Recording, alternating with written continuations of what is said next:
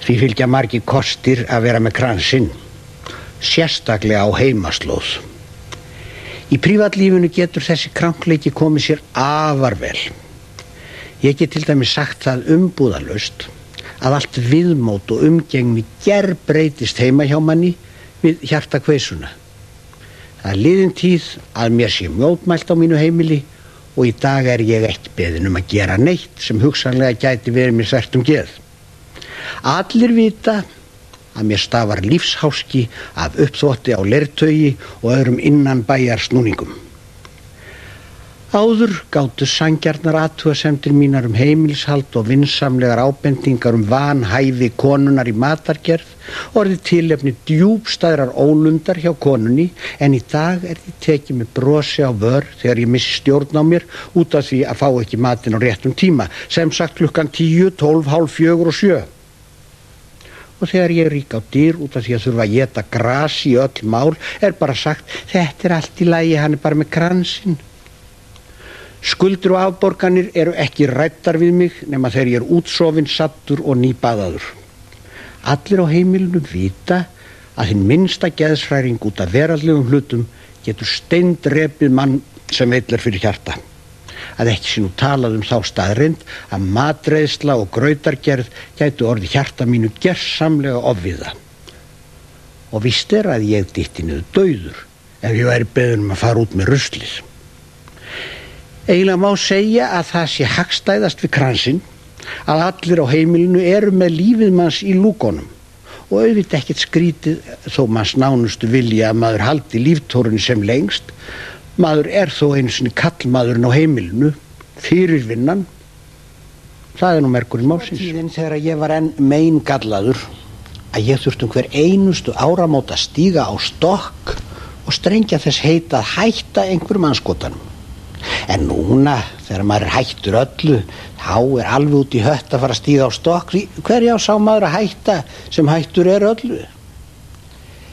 Heima hjá mér er að vísu stundum að því spurt hvort að ég get ekki hætt að vera svona leiðinlegur heima hjá mér. Nú og að því ég er nú svona elskuleg manneskja þá ákvað ég síðust áramót að stíga á stokk og strengja þess heit að hætta að vera leiðinlegur á heimili. Já, ég náði mér í bókina Verið vinsæl eftir Susie Bronfield. Boðskapur þessa merka rits er fyrst og fremst sá að þá fyrst verður maður vinsæll þegar maður getur hlustað á aðra og þagað í leiðinni. Takmarkið er að verða an amusing listener, sem sagt skemmtilegur hlustandi. Í þessari gagnmerku bók er mönnum ekki bara ráðlagt að þegja þegar aðrir tala, heldur líka að gera það að reglu að steinþegja gersamlega einn heilan dag í viku hverri. Jæja, á nýjársdag þá stéð ég sem sagt á stokk og strengdi þess heit að hætta að vera leiðinlegur og byrja nýjárið með því að vera skemmtilegur og þegja alveg eins og steinn í heilan dag.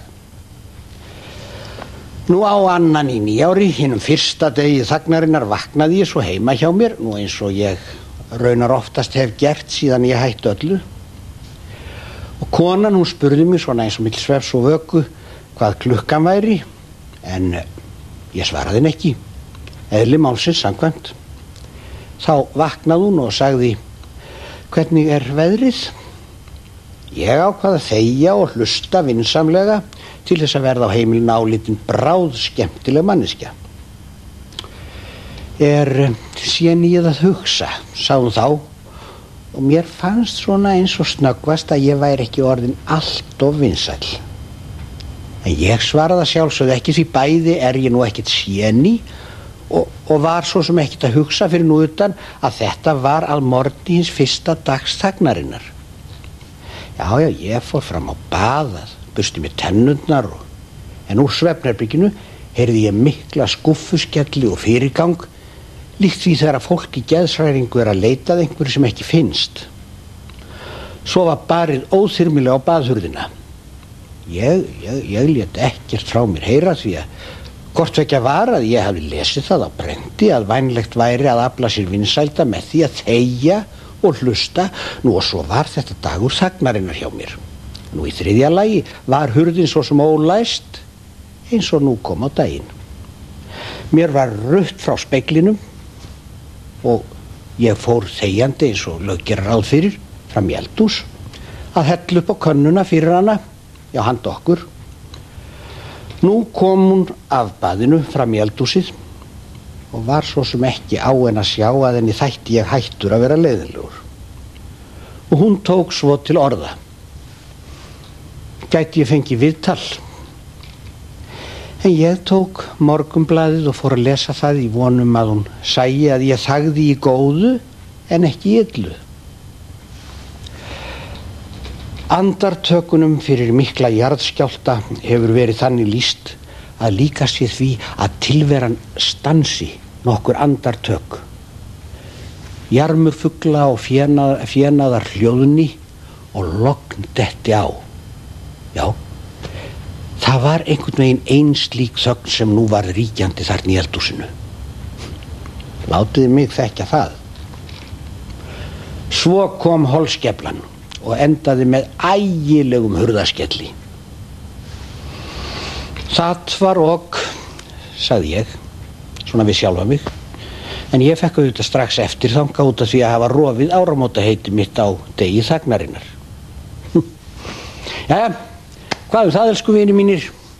Leið og ég segi gleðilega rest, þá langar mig til þess að trú ykkur fyrir því að í gær þá sté ég aftur á stokk og strengdi þess heit að stíga aldrei framar á stokk. Þessar heitstrengingar, þær enda hvort sem oftast bara með leiðindum. Það nú mergur málsins.